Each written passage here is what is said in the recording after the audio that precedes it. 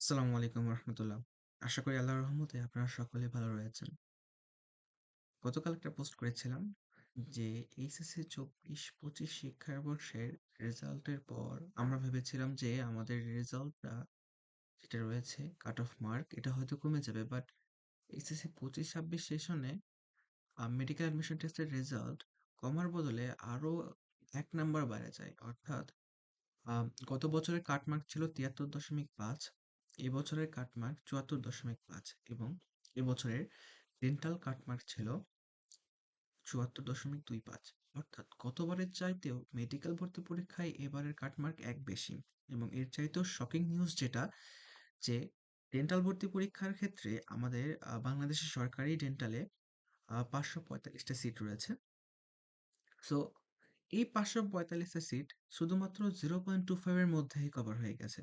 অনেকে এখন বলতে পারেন যে ভাইয়া, আম, ভাবতে পারেন যে এইচএসসিতে তো 2024 সেশনে প্রায় 2 লাখ প্লাস হচ্ছে এ প্লাস পেয়েছিল, যেটা এইচএসসি 25 ব্যাচে এসে প্রায় অনেকটা কমে যায় এবং সামনে 26 ব্যাচ 27 ব্যাচ আস্তে আস্তে আরো কমতে থাকবে।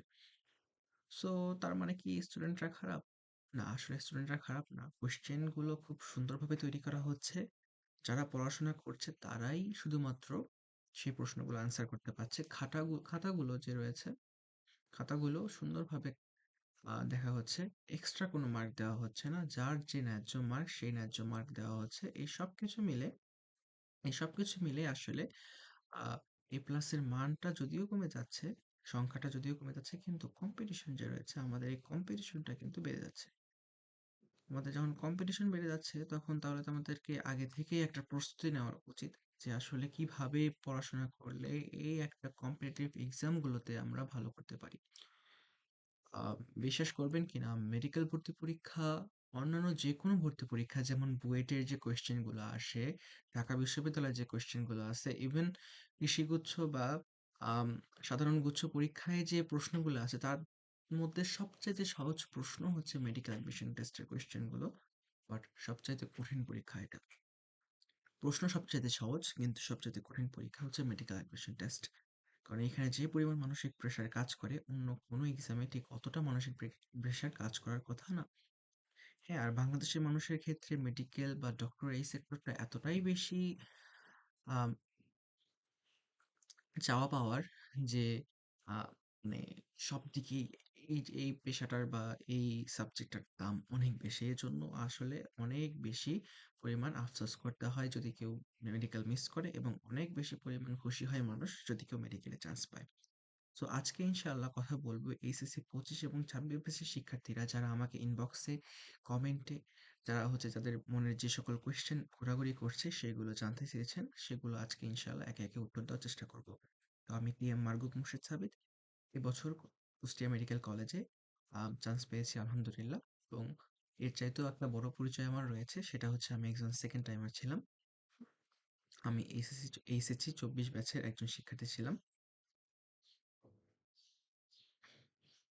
আমি টিএম মারগুপ মুর্শিদ সাবিত বলছি। আহ, এবছর মেডিকেল ভর্তি পরীক্ষায় কুমিল্লা মেডিকেল,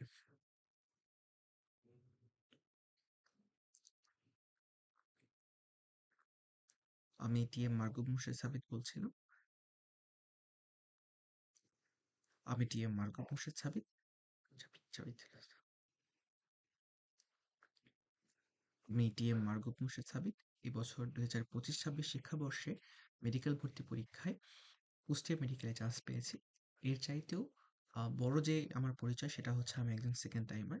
সো সব রকমের অভিজ্ঞতা আল্লাহ তাআলা দিয়েছেন আলহামদুলিল্লাহ। আমার অভিজ্ঞতা এবং বাস্তবতা থেকে আজকে এইচএসসি 25 এবং 26 ব্যাচের যে সকল শিক্ষার্থীরা আমাকে প্রশ্ন করেছেন তার উত্তর দেওয়ার চেষ্টা করব। সো ফার্স্ট অফ অল, যেহেতু 25 ব্যাচের শিক্ষার্থীরা অলরেডি এক্সামে নেমে পড়েছে, অর্থাৎ অ্যাডমিশন দিচ্ছে, সুতরাং তাদের কোয়েশ্চেন গুলো আমরা একটু পরে কভার করব। আমরা সবার আগে কভার করব হচ্ছে এইচএসসি 26 ব্যাচের যে কোয়েশ্চেন গুলো আমাকে করা হয়েছে সেগুলো আমরা কভার করার চেষ্টা করব। সো প্রথমেই আমাকে কোয়েশ্চেন করছে যে ভাইয়া, এই মুহূর্তে আমাদের কি করা উচিত? এই মুহূর্তে আমাদের কি করা উচিত, অর্থাৎ বর্তমান আজকে কি 20 তারিখ, আজকে ডিসেম্বরের 20 তারিখ চলছে, তো এই মুহূর্তে আমরা আসলে কি করব? তো দেখো, যেরকমটা আগেই বললাম যে মেডিকেল অ্যাডমিশন টেস্টের জন্য তোমাদের জিপিএ মার্কটা খুব বেশি প্রয়োজন, জিপিএ মার্ক। কারণ মেডিকেল অ্যাডমিশন টেস্টে তুমি কত মার্ক পাইতেছো এটা ডিপেন্ড করতেছে না, ডিপেন্ড করে হচ্ছে যে তোমার টোটাল মার্ক কত। তোমার টোটাল মার্ক মেডিকেল অ্যাডমিশন টেস্টে শুধু তোমার অবটেইন মার্ক দিয়ে তোমার রেজাল্ট হয় না, তোমার টোটাল মার্ক কত সেটা দিয়েও রেজাল্ট তৈরি করা হয় এবং ওটার উপর ভিত্তি করে তোমাকে মেডিকেল কলেজ অ্যালট করা হয়। সেক্ষেত্রে এসএসসি এবং এইচএসসিতে জিপিএ 5 তোমার আহ, পাওয়াটা খুব বেশি গুরুত্বপূর্ণ। যদি জিপিএ 5 এর কম থাকে তাহলে কিন্তু একটা এক্সট্রা মার্ক কাটা যায়, একটা নির্দিষ্ট পরিমাণ মার্ক কাটা যায়। এই নির্দিষ্ট পরিমাণ মার্ক যখন কাটা যায় তখন তুমি কিন্তু অন্যদের থেকে অলরেডি পিছিয়ে যাবা। সো আমার পরামর্শ হচ্ছে এই মুহূর্তে তোমার সবচাইতে বেশি ইম্পর্টেন্ট হচ্ছে তোমার টেস্ট এক্সাম যেহেতু চলতেছে, যতটুকু আমি জানি যে এইচএসসি 26 শিক্ষার্থীদের টেস্ট এক্সাম চলতেছে। তো তোমাদের প্রথম কাজ হচ্ছে তোমাদের টেস্ট এক্সাম গুলোর জন্য যে সকল পড়া রয়েছে সবগুলো পড়া একবার কমপ্লিট করা, এবং এরপরে টেস্ট এক্সামের পরে থেকে একদম এইচএসসি পর্যন্ত তুমি যা পড়েছো এতদিন যা পড়েছো নতুন কিছু পড়তে যাও না, নতুন কিছু পড়তে যাও না। আহ, সবগুলো বারবার রিভিশন দাও, সবগুলো বারবার রিভিশন দাও। তোমার আলটিমেটলি তোমাকে জিপিএ 5 লাগবে, জিপিএ 5 তোমাকে আলটিমেটলি লাগবেই। আহ, এবং অনেকে করে কি ফিজিক্স কেমিস্ট্রি, আমরা যেটাকে বলি পিসিবি, ফিজিক্স কেমিস্ট্রি ম্যাথ, এইগুলোর দিকে আসলে অনেক ফোকাস দেয়। হ্যাঁ, এগুলোর দিকে ফোকাস দেয় কিন্তু আইসিটি বাংলা এবং ইংলিশের দিকে ততটা ফোকাস দেয় না। কিন্তু বাবা তোমাদেরকে এই সব বাকি যে সেকেন্ডারি সাবজেক্টগুলো রয়েছে যেমন আইসিটি বাংলা এবং ইংলিশ, এই দিকে কিন্তু অনেকটাই ফোকাস দেওয়া প্রয়োজন। এইগুলোতেও যদি তোমার এ প্লাস মিস যায় তাহলে তোমার টোটাল জিপিএ 5 নাও আসতে পারে। সুতরাং সব দিক থেকে সতর্কতা অবলম্বন করো এবং সর্বপ্রথম জিপিএ 5 এর জন্য একটু দৌড়াও। এখন দৌড়াও, প্লিজ দৌড়াও। অনেকে বলবে জিপিএ 5 কি জীবনের সব? না, জীবনের সব না। তবে তোমার যে লক্ষ্য রয়েছে মেডিকেল অ্যাডমিশন টেস্ট, সেই মেডিকেল অ্যাডমিশন টেস্টে তোমার পৌঁছানোর জন্য, একটা ভালো স্কোর করার জন্য এটা ভাবা তোমার জন্য এখন কম্পালসারি বা নেসেসারি। এমনও অনেক আহ, উদাহরণ রয়েছে যেখানে জিপিএ 5 না থাকলেও চান্স পেয়েছে। হ্যাঁ, ঠিক আছে, জিপিএ 5 না থাকলেও চান্স হয়, এরকম হাজার হাজার শিক্ষার্থী রয়েছে। কিন্তু যখন তোমার কাছে অপশন রয়েছে কোনো রকম পেনাল্টি না দেওয়ার, তাহলে কেন তুমি হচ্ছে একটা রিস্ক নিবে? রিস্ক নেওয়ার কোনো প্রয়োজন নেই। এখন তোমার মেইন ফোকাস থাকতে হবে এইচএসসি। নেক্সট কিছু শিক্ষার্থী রয়েছে যারা আরেকটু অ্যাডভান্স, তারা আমাকে বলেছে যে ভাইয়া, যে আমি এখন থেকে যদি অ্যাডমিশনের প্রিপারেশন নিতে চাই, যে আমি এখন থেকে যদি অ্যাডমিশনের জন্য পড়াশোনা করতে চাই তাহলে আমি কিভাবে পড়বো। অনেক স্টুডেন্ট রয়েছে যারা এখন থেকে অ্যাডমিশনের জন্য পড়াশোনা করতে চায়। এটা খারাপ কথা না, ভালো। যদি তোমার সিলেবাসটা মোটামুটি কমপ্লিট থাকে, সিলেবাসটা যদি মোটামুটি কমপ্লিট থাকে তাহলে তুমি অ্যাডমিশনের জন্য এখন প্রিপারেশন নিতে পারো। তো তাই বলে এটাই না যে তুমি তোমার টেস্ট এক্সামের দিকে ফলো না করে তুমি একটা কোনো কোচিং এর কোনো এক জায়গায় ভর্তি হয়ে গেলে এবং সেখান থেকে তুমি হচ্ছে প্রিপারেশন নিচ্ছ, বিষয়টা এরকম না। আমি তোমাদেরকে সিম্পল একটা ট্রিক, জাস্ট ওয়ান। অনেকে বলে এই ট্রিক, 5টা ট্রিক, এই 5টা ট্রিক না ফলো করলে তোমার মিস হবে, এই 5টা ট্রিক্স তোমার মেডিকেলে চান্স পাইতে সাহায্য করবে। হ্যাঁ, করতে পারি, ঠিক আছে, কিন্তু আমি তোমাদেরকে বেশি না, ট্রিক্স শিখাই দেবো। এই একটা ট্রিক্স এর মাধ্যমে তুমি ঢাকা মেডিকেল ধরতে পারবে কিনা এইটা আমি বলতে পারি না, কিন্তু এই একটা ট্রিক্স করে তুমি ইনশাআল্লাহ তাআলা একটা না একটা সরকারি মেডিকেল কলেজ তুমি ইনশাআল্লাহ পাবাই। ঢাকা মেডিকেল কলেজে পাইতে পারো, কিন্তু সেক্ষেত্রে তোমার একটু পরিশ্রম বেশি করতে হবে। হ্যাঁ, তো এইখানে ক্ষেত্রে আমি যেটা বলতে চাই যে এখন থেকে যদি তুমি অ্যাডমিশনের জন্য পড়তে চাও তাহলে তোমাদেরকে যে ট্রিক্সটা শিখাই দিব, এই ট্রিক্সটার মাধ্যমে তুমি অ্যাডমিশনে ভালো করবা, এইচএসসির যে এমসিকিউ রয়েছে সেই এমসিকিউতে ভালো করবা ইনশাল্লাহ, এবং সৃজনশীলের ক এবং খতে ইনশাল্লাহ ভালো করবা। তো দেখো, ধরো তোমার টেস্ট এক্সাম রয়েছে, তোমার জানুয়ারি থেকে তো টেস্ট এক্সাম শুরু হবে, তো তুমি অন্যজীব চ্যাপ্টারটা এখন রিভিশন দিচ্ছ, মানে তুমি চাচ্ছ যে অন্যজীব চ্যাপ্টারটা তুমি রিভিশন দিবা, তাহলে তুমি আসলে পড়াশোনাটা করবা কিভাবে? তোমার কথা, যদি তুমি এখন থেকে যদি অ্যাডমিশনের জন্য প্রিপারেশন নিতে চাও তাহলে তোমাকে সবচাইতে প্রথম প্রয়োজন সেটা হচ্ছে একটা কোয়েশ্চেন ব্যাংক।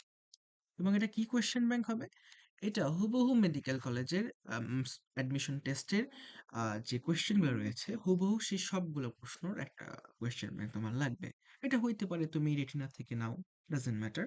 এটা তুমি মেডিকো থেকে নাও, 19 থেকে নাও, ডাজেন্ট ম্যাটার। তোমার হচ্ছে জাস্ট একটা কোয়েশ্চেন ব্যাংক যেখানে হুবহু মেডিকেল কলেজের প্রশ্নগুলো রয়েছে, হুবহু মেডিকেল অ্যাডমিশন টেস্টের কোয়েশ্চেনগুলো রয়েছে, সেগুলো তুমি জোগাড় করো। তো ধরো আমি এখান থেকে দুটো কোয়েশ্চেন নিয়েছি, তো এখান থেকেই সরাসরি তুলেছি। একটা প্রশ্ন আসছে মেডিকেল ভর্তি পরীক্ষার 17-তে, আরেকটা আসছে মেডিকেল ভর্তি পরীক্ষা 2019 সালে। সো তুমি এখন এইচএসসি শিক্ষার্থী, তুমি এখন কিছু এক্সট্রা পড়তে যাও না। তুমি এইচএসসির জন্যই প্রিপারেশন নাও। তুমি চাচ্ছ সাথে অ্যাডমিশনের জন্য প্রিপারেশন নেবে। তাহলে দেখো তুমি প্রথমে বিসমিল্লাহ বলে বইটা খোলো। বইটা খোলো, বইটা খুলে ডান পাশে রাখো। অর্থাৎ হাসান স্যারের বইটা খুলে ডান পাশে রাখো। এবং বাম পাশে রাখো তোমার মেডিকেল অ্যাডমিশন টেস্টের জন্য যে কোয়েশ্চেন ব্যাংকটা তুমি কিনেছো সেটা রাখো। রাখার পর ধরো এই প্রশ্নটা প্রথম এই ১ নাম্বার প্রশ্নটা চলে আসছে তোমার সামনে। সে টু সে এটা একটা ১ নাম্বার কোয়েশ্চেন দেওয়া আছে। যে নিচের কোনটি ডিএনএ ভাইরাস? সো অনেকে করে কি মেডিকেলের এই কোয়েশ্চেন ব্যাংকগুলো কিনে এসে সরাসরি রিডিং করে এইভাবে। দেখো আমি যেভাবে রিডিং করছি এইভাবে তারা রিডিং করে। নিচের কোনটি ডিএনএ ভাইরাস? নিচের কোনটি ডিএনএ ভাইরাস? ডিএনএ ভাইরাস হচ্ছে হেপাটাইটিস বি। নিচের কোনটি ভাইরাসজনিত রোগ নাই? নিচের কোনটি ভাইরাসজনিত রোগ নাই? ভাইরাসজনিত রোগ নয় টাইফয়েড। টাইফয়েড জ্বর। নিচের কোনটি টাইফয়েড জ্বর? ভাইরাসজনিত রোগ নয়। টাইফয়েড জ্বর। ভাইরাসজনিত রোগ নয়। টাইফয়েড জ্বর। তারা শুধুমাত্র এইভাবে রিডিং করতে থাকে। এইভাবে রিডিং করলে বাবা চান্স হবে না, শিওর এটা শিওর থাকে। এভাবে রিডিং করে কখনো চান্স হয় না। সো তোমাকে আগে প্রথমে বুঝতে হবে যে মেডিকেল অ্যাডমিশন টেস্টের যে কোয়েশ্চেন গুলো করে তাদের মাইন্ডসেট কেমন, তারা কোথা থেকে প্রশ্ন করে। সো এই ক্ষেত্রে সবচেয়ে ইফেক্টিভ যে একটা ওয়ে রয়েছে সেটা হচ্ছে যে তারা একই টপিক থেকে, একটা সেম টপিক থেকে ঘুরে ফিরে প্রশ্ন করে। কোয়েশ্চেন আলাদা হয়, কখনো কখনো কোয়েশ্চেন রিপিট হয়, কিন্তু টপিকটা তোমার সেম থাকে। হ্যাঁ, মেডিকেলে কোয়েশ্চেন করে তো আমাদের ডাক্তার স্যারেরা, ওনাদের তো আর খুব একটা বেশি সময় নেই, ওনারা তো অ্যানালাইসিস করে প্রশ্ন করেন না। হ্যাঁ, ওনারা খুব সুন্দর করে একই টপিক থেকে একটু ভেবে ভেবে চিন্তা করে একই টপিক থেকে ভিন্ন রকম করে কোয়েশ্চেন করেন। তো ধরো তুমি এখন অণুজীব চ্যাপ্টার পড়া শুরু করতেছো। অণুজীব চ্যাপ্টার শুরু করার ক্ষেত্রে তুমি প্রথমে ভাইরাস তো রয়েছে অণুজীব চ্যাপ্টারের প্রথমে। তো তুমি এই পাশেও কোয়েশ্চেন ব্যাংক রেখে দেখো ১ নাম্বার কোয়েশ্চেন নিচের কোনটা ডিএনএ ভাইরাস। তো স্যার কি জানতে চাইছে? স্যার ডিএনএ ভাইরাস জানতে চাইছে। তোমার এখন কাজ কি শুধু এই প্রশ্নটা পড়ে কি শেষ হয়ে যাওয়া? না, তোমাকে কি করতে হবে? বইয়ের যে জায়গায় ডিএনএ ভাইরাস এবং আরএনএ ভাইরাস আছে তোমার সেই বইটা সেখানে যাইতে হবে। যে তুমি চলে গেলা হাসান স্যারের বইটা বের করে যেখানে ডিএনএ ভাইরাস এবং আরএনএ ভাইরাস লেখা রয়েছে সেখানে চলে গেলা। যাওয়ার পরে তুমি ওইখানে একটা এইভাবে মার্ক করে রাখবা। তুমি জাস্ট একটা মার্ক করে রাখবা। ও আচ্ছা ঠিক আছে, এইখান থেকে কোশ্চেন আসছে। তুমি এখানে পাশে টপিক লিখে রাখবা। যেখানে টি লিখে রাখবা যে টপিক। এরপরে তুমি এই পুরোটা তুমি পড়ে নিবা। পুরোটা পড়ে নিবা। যেমন যে ভাইরাসের নিউক্লিক অ্যাসিড হিসেবে ডিএনএ থাকে তাকে ডিএনএ ভাইরাস বলা হয়। এখানে উদাহরণ দিয়েছে। আবার যে ভাইরাসে নিউক্লিক অ্যাসিড হিসাবে আরএনএ থাকে তাকে আরএনএ ভাইরাস বলা হয়। তারপরে উদাহরণ। এই সম্পূর্ণ টপিক পড়বা। একবার রিডিং দেওয়া শেষ হয়ে গেলে আবার তুমি কোয়েশ্চেন ব্যাংকে ব্যাক করবা। কোয়েশ্চেন ব্যাংকে ব্যাক করার পর তুমি আবার কোশ্চেনটা পড়বা যে নিচের কোনটা ডিএনএ ভাইরাস। সেখানে ডিএনএ ভাইরাস পড়ার পরে অ্যান্সারটা তুমি করবা যে হেপাটাইটিস বি। হ্যাঁ? আবার ধরো সেম আরেকটা কোয়েশ্চেনের কথা যদি আমরা চিন্তা করি, দেখো সেটা হচ্ছে যে নিচের কোনটি বলছে যে ভাইরাস জনিত জ্বর নয়। তার মানে কি ভাইরাস জনিত জ্বর নয়? ৪টা অপশন আছে, অ্যান্সার হবে একটা। তার মানে ৩টা অপশন থাকবে ভাইরাস জনিত এবং একটা অ্যান্সার থাকবে ভাইরাস জনিত নয়। একটা অপশন থাকবে ভাইরাস জনিত নয় এবং সেটাই হচ্ছে আমার অ্যান্সার। তো এক্ষেত্রে আমরা কি করব? আমরা কি মুখস্থ করব যে এটা টাইফয়েড জ্বর? না, এরকম করব না। আমরা ডিরেক্ট চলে যাব যে ভাইরাস জনিত জ্বর বা ভাইরাস জনিত যে সকল অসুখ রয়েছে বা রোগ রয়েছে সেইগুলো কোথায় আছে বইয়ের কোন টপিকে রয়েছে সেখানে চলে যাব। সুতরাং আমরা ডাইরেক্ট চলে আসবো এই ছকে। এই ছকে এসে আমরা এই ছকের পাশে আমরা লিখে রাখবো টপিক টি। এবং এরপরে এই ছকটা পুরোটা আমরা একবার পড়বো। ছকটার পুরোটা একবার পড়ার পর আমরা আবার কোয়েশ্চেনে ব্যাক করব। কোয়েশ্চেনে ব্যাক করে তারপরে আমরা অ্যান্সার করার চেষ্টা করব। আমি তোমাদেরকে কিছুক্ষণ আগেই বললাম যে স্যারেরা ডাক্তার স্যারেরা কোয়েশ্চেন করে, সুতরাং তারা অনেক বছর আগে কিন্তু এসএসসি পাস করে আসছেন। ওনারা এখন পুরোপুরি একজন ডাক্তার। তারা কি আবার এই এত বছরকার আগেকার পড়াকে এনালাইসিস করার মতো সক্ষমতা রাখেন? তাদের তো মেডিকেলে পড়াই অনেক বেশি এবং তাদের বয়সও হয়ে যায় এবং তারা নিজস্ব হচ্ছে কর্মস্থলে অনেক বিভিন্ন চাপের মধ্যে থাকেন তারা। তারা দেখেন কি করে, আমি বলছিলাম না তোমাদের যে দেখো এই পাশে যে স্যারেরা একই টপিক থেকে ঘুরে ফিরে প্রশ্ন করে। প্রশ্ন চেঞ্জ হইতে পারে, রিপিটও হইতে পারে, কিন্তু একই টপিকে দেখো এই টপিক থেকে ১, ২, ৩, ৪ বার কোয়েশ্চেন আসছে। এর চাইতেও বেশি কোয়েশ্চেন আসছে এই সেম টপিক থেকে। সুতরাং এই দেখো এখান থেকেও কিন্তু ২ বার কোয়েশ্চেন আসছে। ১৯-২০-এ, ১৮-১৯-এ পরপর ২ বছর একই জায়গা থেকে প্রশ্ন আসছে। সুতরাং বাবারা প্লিজ জাস্ট তোমরা যদি পড়াশোনা করতে চাও তোমরা টপিক অ্যানালাইসিস করো। মেডিকেলের কোয়েশ্চেনগুলো টপিক অ্যানালাইসিস করো। একই টপিক থেকে ঘুরে ফিরে বারবার প্রশ্ন আসে একই টপিক থেকে। কোয়েশ্চেন আলাদা হতেও পারে, কোয়েশ্চেন রিপিটও হইতে পারে, বাট টপিক রিপিট হয় বাবা। 90% টপিক রিপিটই হয়। হ্যাঁ, একই টপিক থেকে কোয়েশ্চেন করে। 10% বাইরে থেকে আসা, ওই 10% এর জন্য চিন্তা করার কোনো প্রয়োজন নাই। মেডিকেলে কেউ এখন পর্যন্ত 100 পায় নাই, পাবেও না কখনো। সুতরাং প্রথমে আগে তোমার 90% শিওর করো। 90% ইনশিওর করার পরে তারপরে তুমি যাও বাকি 10% এর জন্য। সকলে করে কি দেখা যায় যে মেডিকেল ভর্তি পরীক্ষায় দু একটা কোয়েশ্চেন বাজে আসছে, সবাই ওই বাজে কোয়েশ্চেন কোথা থেকে আসতেছে ওই সোর্সের দিকে দৌড়ায়, দরকার নাই। বাকি 98টা তো সহজ, 98টাকে কনফার্ম করো। কেউ তো মেডিকেলে 100 পাবে না বাবা। তোমার মেডিকেলে 75+ থাকলেই তো তোমার চান্স হচ্ছে, তোমার প্রয়োজন তো 75+ মার্ক তোলা। তোমরা ঠিক এইভাবেই পড়বা, টপিক অ্যানালাইসিস করবা, বারবার টপিক অ্যানালাইসিস করবা। এখানে অনেকে ডিএনএ ভাইরাস বলে এখানে হেপাটাইটিস বি অ্যান্সার মুখস্থ করে চলে যাবে, কিন্তু তুমি তা করবে না। তুমি টপিকে যাবা, তুমি টপিকে যাবা। আবার তুমি এখানে ভাইরাস জনিত জ্বরের টপিকে চলে আসবা। এভাবে টপিক অ্যানালাইসিস করে তুমি পড়াশোনা করবা। তোমরা যদি এখন থেকে অ্যাডমিশনের জন্য পড়তে চাও, জাস্ট এই একটাই ওয়ে আছে, পড়লে তুমি ইনশাআল্লাহ তাআলা একটা না একটা মেডিকেল কলেজে চান্স পাবা। এর পরবর্তীতে সবচেয়ে ইন্টারেস্টিং কোয়েশ্চেন অ্যান্ড সবচাইতে বেশি যে আমি যে কোয়েশ্চেনের সম্মুখীন হয়েছে যে ফার্স্ট টাইমে কি কি ভুল করেছিলাম আমি, যে কারণে আমার ফার্স্ট টাইমে মেডিকেল মিস হয়েছে, এবং সেকেন্ড টাইমে আমি সে ভুলগুলোকে অ্যাভয়েড করছি কিনা, বা সে ভুলগুলোর ক্ষেত্রে আমি কি কি পদক্ষেপ নিছি, এবং সেগুলোর সমাধান কি, যে কারণে আমি সেকেন্ড টাইমারে 3 মার্ক কাটা যাবার পরও এবার সরকারি মেডিকেল কলেজে চান্স পেয়েছি। সো মেডিকেলে দেখা যাচ্ছে 0.25 এর মধ্যে 545টা শিক্ষার্থী ঢুকে যাচ্ছে, সেখানে 3 মার্ক কাটার পরও কিভাবে আমি মেডিকেলে চান্স পাইলাম এবং কি কি ভুলগুলো আমি অ্যাভয়েড করেছিলাম সেগুলো আমি তোমাদেরকে এখন বলবো ইনশাআল্লাহ তাআলা। প্রথমে দেখো, দুটো পয়েন্টটা খুব কাছাকাছি, যে আমি এখানে লিখছি যে একাধিক মানুষের পরামর্শ ফলো করা এবং অনভিজ্ঞ মানুষের পরামর্শ ফলো করা। সো আমাদের দেশে একটা রীতিনীতি আছে যে মেডিকেল অ্যাডমিশন টেস্টে রেজাল্ট হওয়ার পর যে ছেলেটা চান্স পায় ফার্স্ট হয়, বা যে মেয়েটা চান্স পেয়ে ফার্স্ট হয়, সবাই তার দিকে দৌড়ায়। হ্যাঁ, সে আসলে ডিজার্ভিং, তাকে সংবর্ধনা দেওয়া উচিত, তাকে অভিনন্দন জানানো উচিত, তার জন্য ভালো কিছু করা উচিত। কিন্তু আম, দেখা যায় যে ফার্স্ট হয় ও কিন্তু এক্সট্রা লেভেলের পরিশ্রম করে। সে এক্সট্রা অর্ডিনারি না, সে এক্সট্রা লেভেলের পরিশ্রম করে। হ্যাঁ, তোমার মন মাইন্ড অমন নাও হইতে পারে। হ্যাঁ, ওই মনে করো যে না, পুরো 1 লাখ পরীক্ষা দেয় না, 1 লাখের মধ্যে একজনই তো ফার্স্ট হবে, এবং ওই 1 লাখের মধ্যে একজনই তো সর্বোচ্চ পরিশ্রমটা করবে। তো তুমি যে কি করো, তুমি সারাদিন বসে থেকে ভিডিও দেখতেছো, আচ্ছা আমি 16 ঘন্টা পড়ছি, আমি 5-6টা মেডিকেল কোচিং করছি, আমি এতগুলো পরীক্ষা দিয়েছি।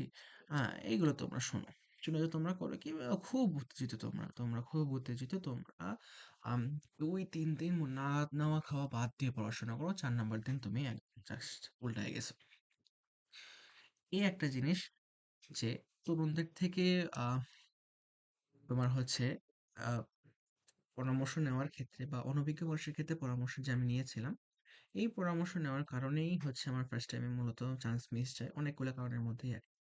এবং ঠিক এর সঙ্গে রিলেট হচ্ছে একদম শেষ পয়েন্টটা, সেটা হচ্ছে যে এক্সাম হলে অতিরিক্ত দাগায় ফেলা।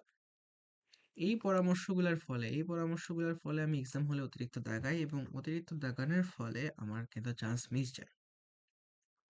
সো তুমি যদি ফার্স্ট আমাকে জিজ্ঞেস করো যে ভাইয়া, এই মুহূর্তে কিভাবে পড়াশোনা করব বা কিভাবে পড়লে চান্স হবে, তো ও তোমাকে বলবে ঠিক আছে, তুমি হাসান স্যারের বই পড়ো, এক্সট্রা আজিবুর স্যারের বই পড়ো, আজমল স্যারের বই পড়ো, আলিম স্যারের বই পড়ো, এই কোচিং এ যাও, এই প্রশ্ন সলভ করো, সবগুলো ওরা এইভাবে কথা বলবে। বাট তুমি যদি একজন সেকেন্ড টাইমারকে জিজ্ঞেস করো যে ভাইয়া আমি কিভাবে পড়াশোনা করব, তখন ও তোমাকে বলবে যে তুমি এই বইটা পড়ো এবং এই বইটা অ্যাভয়েড করো।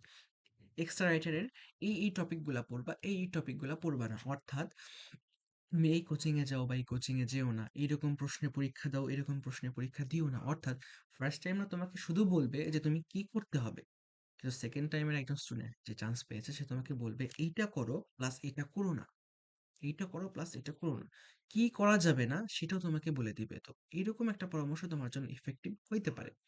হ্যাঁ, তোমাকে সফলতা পাইতে গেলে তোমার দুটো ফ্যাক্টর কাজ করতে হবে। দুটো ফ্যাক্টর কাজ করে। ফার্স্ট ফ্যাক্টর হচ্ছে যে তোমাকে কিছুগুলো কাজ করতে হবে, অবশ্যই করতে হবে, তাহলে তুমি চান্স পাবা। এবং কিছুগুলো কাজ প্লাস কিছু কাজগুলো তোমার করা যাবে না, করা যাবে না বাবা, কিছু কাজ করা যাবে না। এই করা যাবে এবং করা যাবে না এই মিলেই হচ্ছে সফলতা। তুমি যদি শুধুমাত্র করা যাবে গুলো করো, তাহলে যেটা করা যাবে না সেটা কিন্তু অটোমেটিক তোমার থেকে হয়ে যেতে পারে। সো এক্ষেত্রে তোমাদের সাবধানতা অবলম্বন করা উচিত যে এমন কারো থেকে পরামর্শ নিবা যে আসলে বোঝে বা যার অভিজ্ঞতা রয়েছে। সবার কথা শুনতে চাবে না, সবার থেকে পরামর্শ নিতে চাবে না, একজনের থেকে পরামর্শ নিবা। টপিক নাম্বার 2, কম্পিটিশনে না যাওয়া। ফার্স্ট টাইমে আমার কম্পিটিশনে মানে আমি যাই নাই। আসলে আমি ফার্স্ট টাইমে যেখানে কোচিং করছি সেখানে প্রায় ১২৫ থেকে ২০০ জন শিক্ষার্থী ম্যাক্স। ১২৫ থেকে ২০০ জন শিক্ষার্থী চান্স পেয়ে, সরি, ১২৫ থেকে ২০০ জন শিক্ষার্থী কোচিং এ ছিল এবং সেখানে দেখা যাচ্ছে যে আমি টপ 1 থেকে টপ 5 পর্যন্ত থেকেছি। আমার র‍্যাংক ছিল টপ 1 থেকে টপ 5 পর্যন্ত দেখছি। আর আমি ভাবছি যে না, আমার পড়াশোনা অনেক ভালো আছে। আমি মেডিকেলে যেয়ে ভালো করতে পারবো ইনশাআল্লাহ। কিন্তু মেডিকেল ভর্তি পরীক্ষায় আমার ফার্স্ট টাইমের র‍্যাংক যায় দাঁড়ায় হচ্ছে ৯.৫ বিলিয়ন বা ৯.৫।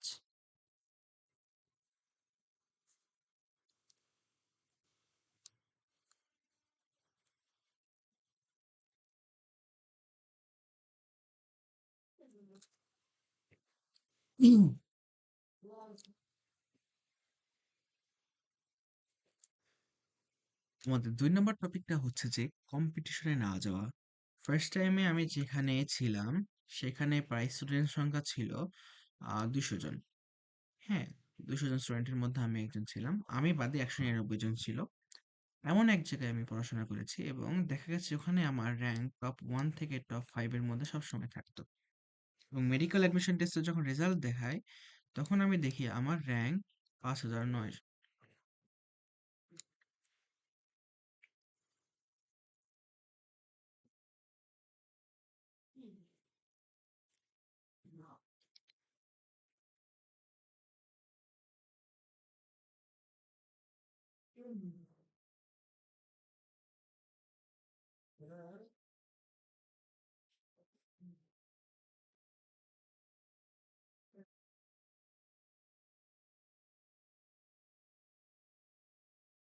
আমাদের ২ নাম্বার টপিকটা হচ্ছে যে কম্পিটিশনে না যাওয়া।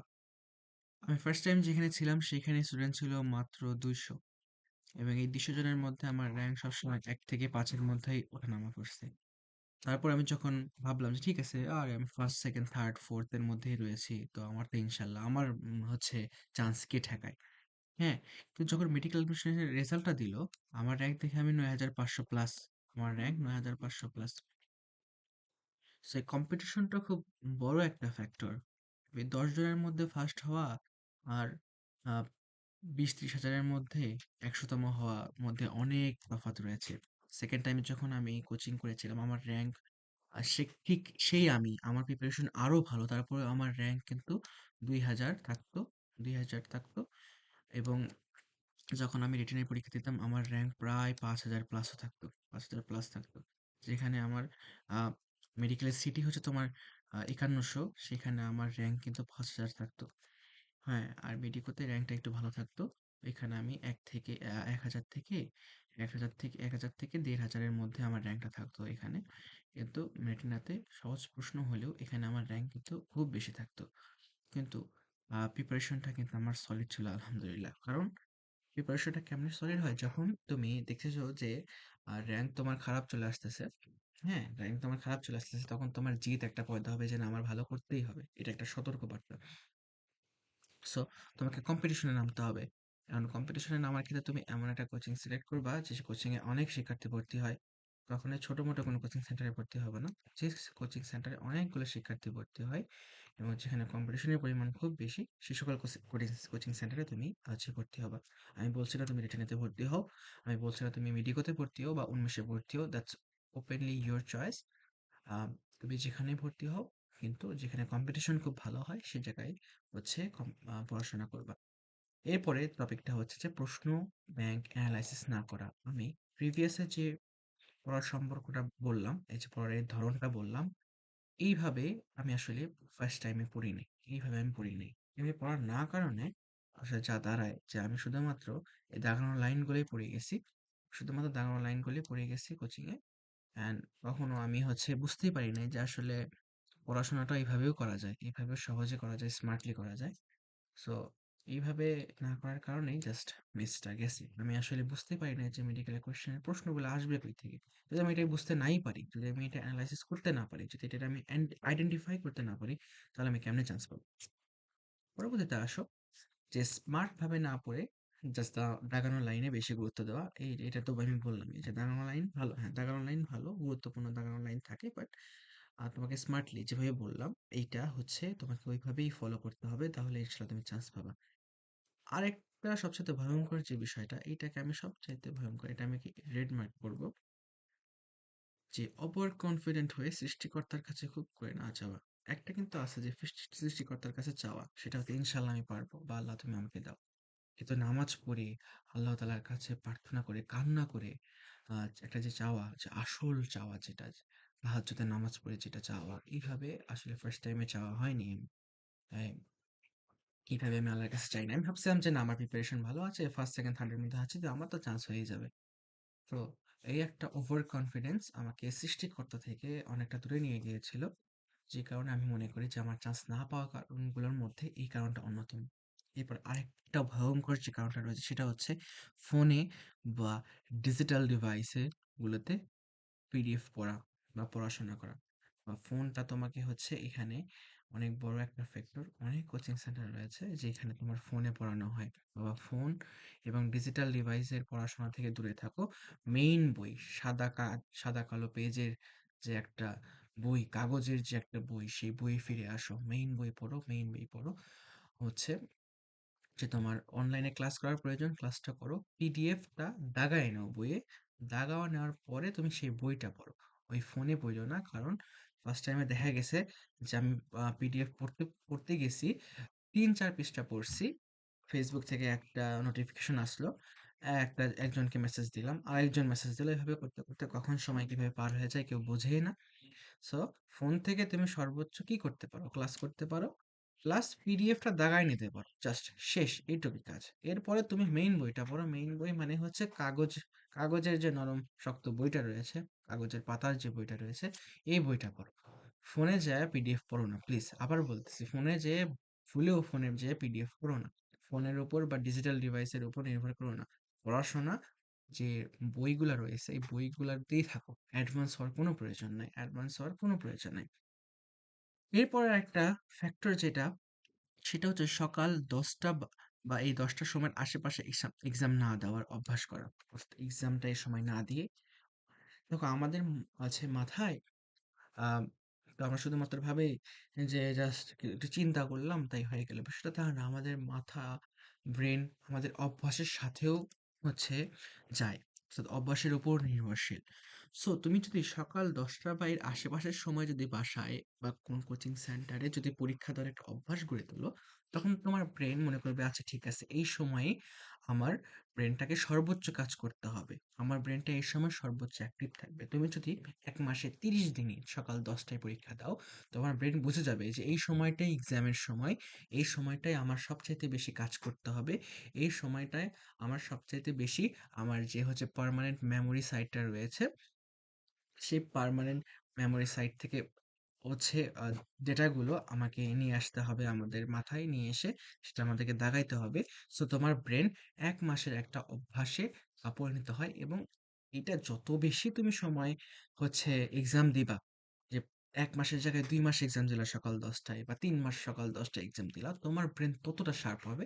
এবং দেখা যাবে যে মেডিকেল ভর্তি পরীক্ষাও যেহেতু ১০টার দিকেই হয়, সুতরাং তখন তোমার ব্রেন সর্বোচ্চ কাজ করবে। এবং এইটাতে তোমাকে কতটা বেশি পরিমাণ আ হচ্ছে একটা সুবিধা, এক্সট্রা সুবিধা দিবে, এটা জাস্ট কল্পনার অতীত। যেটা ফার্স্ট টাইমে আমি করি নাই, কিন্তু সেকেন্ড টাইমে এসে আমি ভুলটা করি নাই। সেকেন্ড টাইমে আমি ১০টায় এক্সাম দিয়েছি।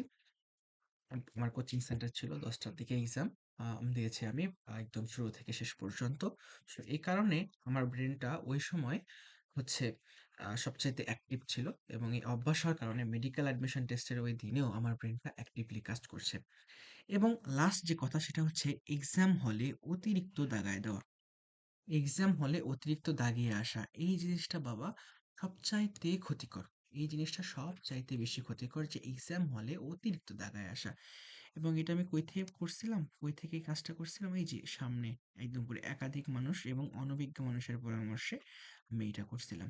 যে এক্সাম হলে অতিরিক্ত দাগায়। কিন্তু এইবার আমি সেই ভুলটা করি নাই। এইবার আমি টোটাল ৯০ টা দাগাইছিলাম। যদিও সহজ কোয়েশ্চেন ছিল তারপর আমি এইবার ৯০ টাই দাগাইছিলাম। আমার ২ টার মধ্যে সন্দেহ হইছে যে এই সন্দেহগুলো মারলে হয়তো লাগা যাইতেও পারে। I thought যে হলেও হইতে পারে কিন্তু আমি মারি নাই আসলে।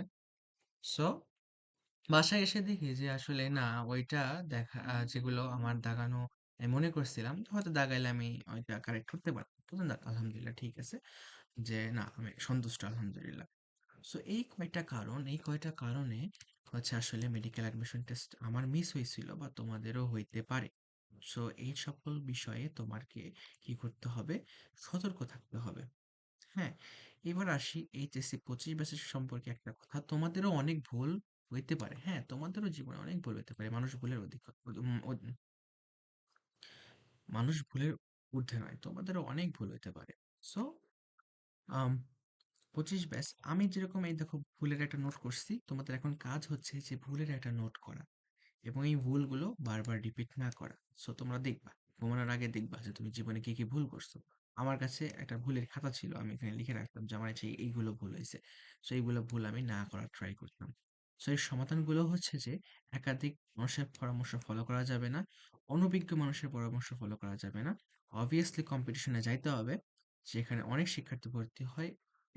অনেক তুখর একটা কম্পিটিশন হয় সেই জায়গায় যাইতে হবে। প্রশ্ন ব্যাংক এনালাইসিস করে পড়তে হবে। স্মার্ট ভাবে পড়তে হবে। যে টপিক এনালাইসিস যেটা বললাম, সে টপিক এনালাইসিস করে পড়তে হবে। দাগানো লাইনটা গুরুত্ব দিতে হবে কিন্তু উড়াধুরা মুখস্থ করা যাবে না। চোখ বুজে না বুঝে এগুলো মুখস্থ করা যাবে না। ওভার কনফিডেন্ট যে তুমি ভালো ছাত্র, ভাই তোমার চান্স হবে না। যদি তুমি সৃষ্টিকর্তার কাছে না চাও। তোমাকে সৃষ্টিকর্তার কাছে চাইতে হবে। ফোনে এবং ডিজিটাল ডিভাইসে পিডিএফ পড়া বা ফোনে পড়া এগুলো এভয়েড করতে হবে। পড়া যাবেই না। তুমি তোমার মেইন যে বইগুলা আছে ওই বইগুলাতে তুমি হচ্ছে ফিরে আসো। সকালে ১০টা এবং এই আশেপাশের সময় এক্সাম দেওয়ার অভ্যাস গড়ে তুলতে হবে এখন থেকেই।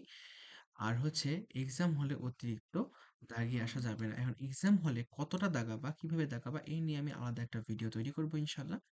সেই ভিডিওতে হচ্ছে আমি বলে দিব যে আসলে কিভাবে কতটা দাগাইতে হয় according to question, according to situation. So এই ভুলগুলোর কারণেই ফার্স্ট টাইমে আমার মিস হয়েছিল এবং এই সমাধানগুলোও হচ্ছে এটা। তো আশা করছি ইনশাআল্লাহ তোমরা কেউ এই ভুলগুলো করবে না।